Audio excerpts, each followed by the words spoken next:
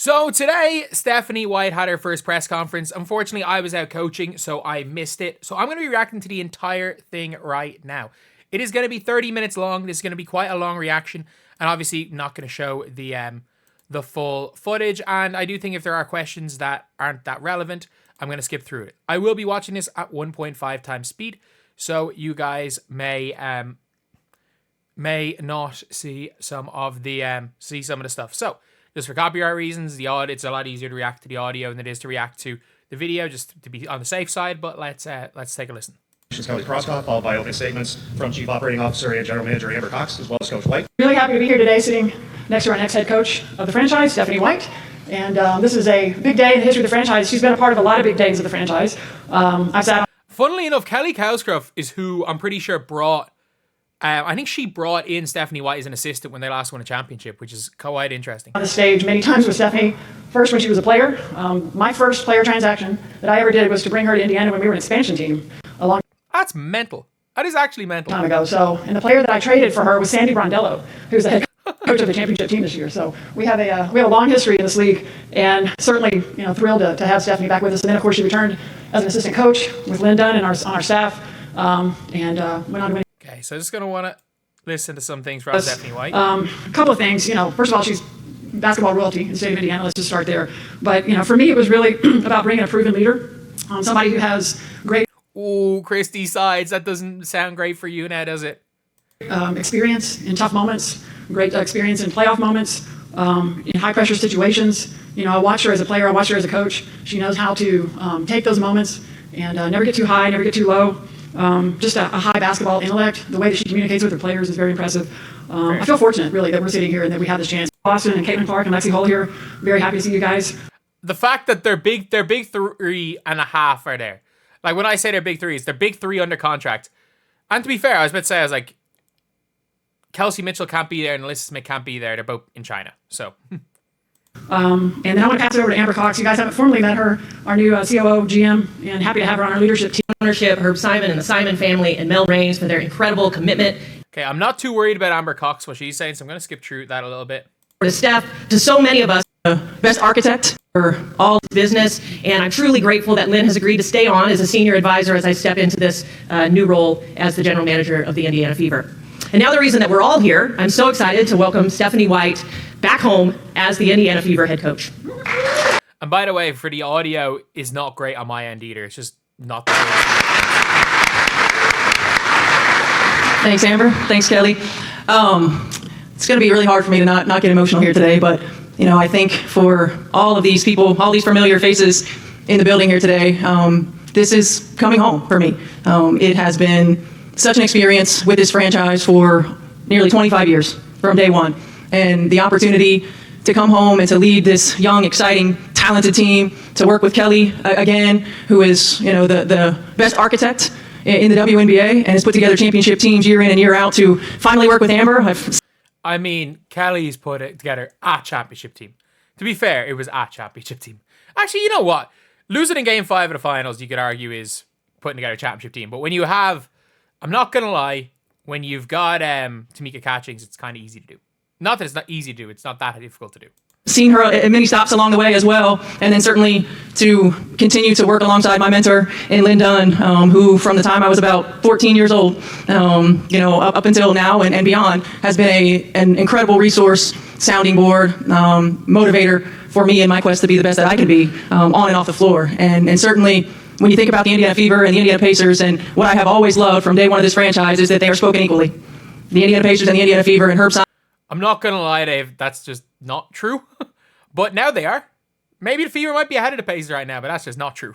And the Simon family, and the opportunity that has been presented to a number of players and staff who have come through this franchise to be on an elite level every single year. And so I want to thank them. I want to thank Mel Raines, who first got here in 2015 when I was here for the first time as a head coach. I'm not sure where Mel is right there as well, for welcoming me back and for the job that she has continued to do as well. I mean, you all know, you've been here. This is just a really, really special place. It's a special franchise. It's been a part of my DNA from day one, and will always continue to be a part of my DNA. And multiple times, Scott would ask me, the future is so bright, and our ultimate goal is to hang another banner in the field house. And our ultimate goal is to come back in here after we win that championship and celebrate again like we did in 2012. So I just want to thank everybody for coming. Really excited, really looking forward to this, and can't wait to get started. All right, thank you, everybody. All right, thank you, everybody. We'll go to questions in the room. Raise your hand, and we'll get a mic around. Bob, you want to start? For Stephanie, this is Bob Kravitz with BobKravitz.com, I guess. You're at a real inflection point in the history of the league. You were with the league when it started. How do you characterize the responsibility that you have, not only for this organization, but this league and being one of the top franchises, going back to being one of the top franchises in the league? I mean, what does her being there from the start have really... I don't know. Let's see how she answers. I think first and foremost, it's an exciting time. You know, those of us who have been around since day one have been waiting for this moment. We have envisioned this moment. You know, we've spoken it into existence from day one, this moment. And so the responsibility, embracing the opportunity with where our game is, where women's basketball is, certainly we always want to recognize those whose shoulders that we stand on now, certainly, and those who are trailblazers, moving the needle and moving the game forward. And so for me, I'm just, I'm excited, I'm humbled, I'm passionate, I'm competitive, and I'm committed to continuing to move the needle for our league. I love this, not easy. Perfectly aligned. And so, you know, while at times there's anxiety through transition, there just really hasn't been for me. It's been very... Yeah, I'm going to skip through this question because it's not that relevant to the current state of fever. Very calming. It feels I was continuing to stay in the game and call a game that night. So I'm just... Pat in the back. Oh, that's Pat in the back here. Hi. Hey, Pat. Wondering how things have changed for you since you come back here, just in a few days. You think about the facilities in this building and everything you were able to accomplish in 2015, 2016. But how do things feel different when you return? Well, I think first and foremost, the game is different. You know, when I think about, you know, where we are in terms of more talented players than we've ever had, right? The game is completely different. Obviously, you know, this is a franchise that for each moment we've been in the league's history, we've always had everything that we needed to succeed. And as the needle moves and as things change and as they've continued to change so rapidly, we've kept up with that. And I think that's a really important piece of where we are in the WNBA's history and forward thinking and where we're going to be in the near future. You know, but for me, there's always been a piece when it comes to walking into this building and seeing all of these familiar faces. Many of us who are sitting on this side and on that side grew up in this organization. And there's always a special part of coming home. I mean, these are great answers as far as like her coming home, but we do really want to get into the meat of like the basketball side, not like just her coming home, which is big. As you reevaluate this roster, you know, you've had a little bit of time to do that. What priorities do you have to be able to get back on that exact stage that you were back in 2012? I think first and foremost, Do not say Caitlin Clark needs to shoot more long twos. As long as those words don't come out of her mouth, I'm happy. I think everybody knows and understands that there's never a substitute for experience. Like, this is a young roster who gained valuable experience throughout the course of this season. And having playoff experience is so important. You just never know what you don't know. And so the experience that these players gained throughout the course of the season, I don't think they learned anything from the playoffs, I'm not going to lie. Like, they literally went into the playoffs playing the fastest paced style of basketball. And then the day they clinched the playoffs, they started slowing it down and playing like shit. Like, there's no other way to describe it. Like, from that Dallas Wings game, when they had clinched the playoffs afterwards, from that game onwards, they were garbage. They were garbage, the Fever. It was as if Christy Sides was like, no, we've made the playoffs playing this style of basketball. No, we need to play Christy Sides ball. We need to play Sides ball in the playoffs. That's how we're going to win. And it's like they forgot how to play basketball. I actually don't think they learned anything from the playoffs. Because everything that got them to the playoffs, they went away from it. So they don't know if their style of play works in the playoffs because Christy Sides went to Sides ball. experience that they'll continue to gain, throughout the course of this league is so important, and there's no substitute for that. Amber and I and Kelly are just talking about, players and evaluations before we came out here, and building quality depth is going to be important. When you have a core three like we have, surrounding them with players who are. So, Kelsey Mitchell can't be in that core three. Obviously, maybe she's considering Lexi in that core three. Ain't no Nalissa Boston there, or Nalissa Smith. Nalissa Boston's the MVP, though. Who are going to, fill the roles, certainly, first and foremost, who are going to embrace the roles, secondly, and who give us the best opportunities for success by complementing what they do really, really well. We have seen in this league's history, how difficult it is to win a championship. The margin for error is small. The margin for error is small. When you're building teams, it's not about always just getting the best players. It's about getting the best complement of players who fit well together, who play well with one another, who work to bring the best out in one another. I believe truly in my heart that connected teams are winning teams. And so, thank you so much. Thank you so much. Build around your stars. Don't make your stars fit into a bullshit system. Don't make your stars play sides ball when sides ball doesn't fit. Thank you so much. Thank you so much. That's all you have to say. Even if she doesn't do it, at least she's not trying to say, I have my system and my players need, it doesn't matter who I have, my players need to fit my system. No. Thank you. people who fit, players who fit the culture of the Indiana Fever and where we are and where we're moving towards. Next two, first row. Sound good for Melissa. Yeah, Chloe Peterson, Indianapolis Star. This one's for Kelly. I was just wondering, what was your process in first deciding to make the coaching change, and then what excited you about bringing Steph back on? Yeah, so, when I came in, beginning of October, really, had an opportunity to evaluate and fully look at everything. And so my challenge was, where do we need to make improvements? Where can we get better? And how do we, expedite this process? Because, from what I saw in the 2 years of, watching from where I sat, Christy Sides did a great job. And as we move forward, my thought process was how do we maximize what we have, and how do we jump on this opportunity now? So, the direction, the timeline was accelerated, to be honest. There was an opportunity to try to take experience, look at how can we maximize this group of young players, the resources that we have to be successful, and move that forward. So, the reason why you have to accelerate the timeline is because everyone becomes a free agent in 2026. So if you can accelerate the timeline and you can go into 2026 while having the best players, like for example, like you've got Aaliyah Boston and Caitlin Clark. If you get 2 All-W players on rookie deals, it allows multiple players to come in on max contracts. This is highly unlikely there's going to be a hard cap in the next CBA. So what it allows is that it allows the 2 of them to play. It allows two more max contract players to come in on top of them, and then it allows like your mid-tier contracts, your Temis, your Lexis, or those level players. And heck, you might be even able to afford 3 max contract players. But the problem is like you need to pay Aaliyah. But you can afford in that 2026 season, why you have to accelerate it is that the Fever can go out with Caitlin Clark, Aaliyah Boston, Kelsey Mitchell, and 2 max contract players with the new CBA. And keep Lexi Hull. And keep whatever role players they bring in. And if they can bring in a Janelle Salone, they can keep Janelle Salone. They're the type of players you need to bring in. There's a lot of cheap players from overseas that are high-level pros, because they're all going to want to come in for a year or two, and then because the WNBA money is going to be greater than their European money post-CBA, so they're all going to want to get in the next year or two. So yeah, it's an interesting thing, and you have to accelerate it, because you can't not go for it this year, because you only have the 8th pick. Like, you're not in the Paige Beckers sweepstakes. You're not going to be in the Flaw J sweepstakes. So you're not going to get these high first-round picks when these the 2025 rookie scale deals are going to be the best value contracts in the entire WNBA. Only closely followed by the 2024 rookies, then the 2023 rookies, and so on, like, depending on 2026 salaries. But yeah, they do have to accelerate it, and it's the right thing to do.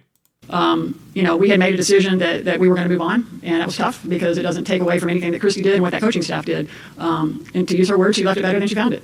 And but we're looking forward, and this is about the next phase and the next era of kind of what we're building here. So once I got word that Stephanie White could potentially be available, we had some other candidates that we were looking at, and then when I had the opportunity to talk with her, it was like fortuitous, or something that just. Oh, so they were literally like, you know what, Christy's gone, even long before. Because they were talking to Stephanie White before Christy Sides got fired. So they decided, her first, she got the job at the start of October. Her first thing was deciding, nah, Christy's gone. I couldn't even believe the timing of the opportunity to talk with her. And I know Stephanie, I know how she is as a coach. And I saw what she did when she was here the 2 years that she coached. And just the chance to have her come back and take over. There's a lot of similarities in the way I see her play the game, the way she coaches the game, the way she communicates. And what we have very highly intellectual players. Aaliyah Boston is one of the sharpest, high IQ players I've ever seen. Caitlin is as well. Lexi, we've just got a really, really high. Ain't no Alyssa mentioned there. IQ group of players, and I look forward to how Stephanie can communicate with them and work with them and put them in a position to be successful. Stay in front row, Chris. Chris Whitlick, CBS Sports. Stephanie, welcome home. Thank you. We know this professional opportunity is great. The players that you have, it's a franchise on the rise. How important was the personal side for you in making this decision, being closer to home, closer to family, and getting that side of your life in order again? Yeah, it was really important. I think I'm at the point in my career where, making a decision for one reason or another isn't really good enough anymore. It's got to be about professional opportunity. It's got to be about the personal opportunities. And for me, being near my family, and some of them are here today, including my nephew, who I've only seen a few times, so it would be great to see his little cute face more often. And for my children to be able to be around my family even more, it's important. And for those of us who have children, you don't get these years back, right? You don't get this time back. And my family sacrificed a lot of time with my children, and for them to now be able to have them around more often, for me to be closer to home, it was really important. And it's there's always a time in your life where you feel like every team, so also giving them the freedom to make plays. Like, you want to make plays. You are more effectively with this group than in past. Well, I think first and foremost, obviously they're an exciting team to watch. I think offensively we can be more creative. I think they're an exciting team to watch when Christy Sides didn't coach them. I'm not joking. When Christy Sides just said, yeah, do what you want, they were excited to watch. When Christy Sides coached them, they became they became a terrible offensive team, a terrible defensive team, and a terrible rebounding team when Christy Sides tried to coach. We can utilize, more versatility, utilize the certain players in different ways. I'm a forward-thinking, outside-the-box kind of coach. I like to challenge them on a number of levels. They're a high IQ team, so also... Is one of those levels the long two? If that's not if that's one of the levels, we'll have a problem, Stephanie. Giving them the freedom to make plays. Like, you want to make plays, you don't run plays. I mean, everybody knows at the end of the day, players win the ball games, right? You got to give them the freedom, the confidence to believe in their abilities to make those plays, but also a little bit of the structure to help them see the different ways that you can attack. I think we've got to get better on the defensive end of the floor. Certainly, we don't have to make leaps and bounds and go from wherever we are to the top, right? But we've got to continue to get better. We've got to make sure on the days that shots aren't falling that we're able to position ourselves to win ball games. And I was never a player who played defense. Duncan can attest to that. But it is a big part of how I coach. And so, yes, you see, I see you agreeing right there. You like that. But she's saying all the right things. It is a big part of how I coach, and it's an important piece of us positioning ourselves to win ball games. And so, we'll attack that as well, and we'll continue to get better on that end of the floor. But more than anything, we want to continue to be exactly what they are: a fun, fast-paced, up-tempo style of play. They're sharing the basketball, making teammates better, building quality depth. I would love. I always said this as a coach the last 2 years, but with this team as well. It's a long season. And next season, 44 games. We want to get a quality rotation. We want to put the best players who play well together on the floor in a consistent rotation. And we got to play the long game. None of this bodes well for Alyssa Smith. That's all I'm gonna say. Certainly you want to win every game, and you want to compete every game, but playing the long game, positioning yourselves for the playoffs, positioning yourselves to win playoff series is important. Going back to Patty. Kelly, as the architect of the championship era of the Fever previously, how would you compare where this group is right now as you're building to get back to that level? That's a good question. Obviously I had 16 years with Tamika Catchings as our focal point, so that was a good place to start. And we were a defensive-oriented team. And but I would say why I didn't play. I know. just saw some time on the court. But it's there's similarities in that you typically have like a core group that you want to build around, and then I would always add veterans. Players that veterans kind of figure out. They've been in it a little bit, so talent obviously wins as well. But the problem is it's hard. There's no veterans. Like if you want to look, that's like it's easier said than done. Because you don't want to give up those first-round picks because they are gold dust. The problem is that if you look at veterans that will be willing to come to Indiana, like you don't really want Natasha Howard. Like she was so bad on defense last year. Like worst case scenario maybe at the 4 position, but I would rather them just bring Salone over from France. Players that might fit realistically, like you're not going to convince Nneka Nwabike to come. You're probably going to have to give too much for Satu. I don't know what's going to happen with Satu. She may, if she's available, go get Satu, but she's not a veteran either. I think you keep Temi, and it's just, this is not a very good veteran. Like bringing in Aerial Powers doesn't change anything. Bringing in Sammy Whitcomb doesn't change anything. Bringing back Erica Wheeler doesn't change anything, especially with how well Grace Berger's been playing overseas. So for me, I think it's hard. It's a very difficult one to bring in veterans this specific year. So I think she's probably talking about that long term. But there's a lot of similarities in point guard like Caitlin that can help make other players better. I mean, it's kind of similar to the way we started building around Tyrese Halliburton. There's ways that you can build around a player that knows how to pass the ball and get other It's not looking the greatest idea with this season with Halliburton. people involved. But look, Over the last couple of decades, what about this opportunity excited you, was able to And you'd hate to be incredibly competitive. Again, that feels A lot. I wonder what has really stood out to you. They're the past 2 rookies of the year. What stood out to you about how they played individually and also how they played as a pick and roll duo? I think first and foremost, they're both incredibly competitive players, and there's a fire and a mentality that you can't teach when it comes to competitive spirit, and when it comes to being a great teammate, and when it comes to lifting those up around you, and watching both of them grow into not just the players that they are, but grow into the spotlight that they have, how they lead, how they make their teammates better, how they lift one another up, how they've handled all of the things that have come their way, and all of those things that come your way are certainly earned when you're put in this position, right? It's like, people say it all the time, like, oh man, you'd hate to be. No, you don't. Like as an athlete, this is what you want, right? You want to be the one that is the hunted. You want to be the one that has the opportunity to impact, and not just impacting, little girls and boys, but impacting the game, impacting your team, impacting our culture. We've gone from Christy Sides. Oh my god. Just listening to this, like embracing the challenges, being like, oh, instead of like being like, oh, this is tough, this isn't good, like, oh, they have to deal with all this, being like, well, this is what you want, right? We want to be this. We want to be the hunter. We want people to go with this. Oh my god, how have we gone from Christy Sides to this? And these two have led the way with that. And then you put it together and you've got the point guard in the center. Are you kidding me? Like, you got the bookends that you want to build around, and these two are the best. And I think that there's so many things that they do well right now, and you saw the difference from the beginning of the season to the end of the season and how much better they got with one another, how much they could anticipate what one another was going to do, how they facilitated with one another. But there's so much room for growth.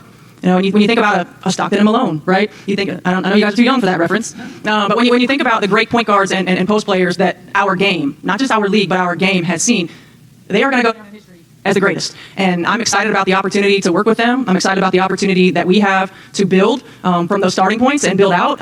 Imagine that, saying they're going to go down as the greatest guard big combo in the history of the game, and not saying, you know, our point guard is actually not our point guard. She's actually a shooting guard who needs to make decisions in 0.5 seconds and needs to take some more long twos, and we want to stop her shooting some of those threes she shot in college. Like, imagine you have a coach that realizes your point guard's a point guard. And for the longevity that those two could have in Indiana, in Indianapolis, and hanging banners in this building, all of those things are so exciting. The future's really bright, and I'm just glad to be a part of it. Anthony Calhoun, Wish TV. Stephanie, congratulations. Happy for you. When you see these sellouts and these fans and in the arena, just by doing what you love to do every single day, just by signing autographs before or after the game, right? Just by getting on the floor after a loose ball. You know, I have boys, and I love having my boys who are wearing the WNBA jerseys, you know, who are shooting shots and acting like they're Caitlin Clark and Aaliyah Boston and you know, and Tamika Catchings, that was their first jersey, right? And so this is such an incredible moment on a global scale for our game, for our movement, and just hear where it started. Primarily, you know, from a player perspective. So that's basically it. But yeah, what a press conference. Shout out to Stephanie White. Oh my God, we dealt with a year of Christy Sides.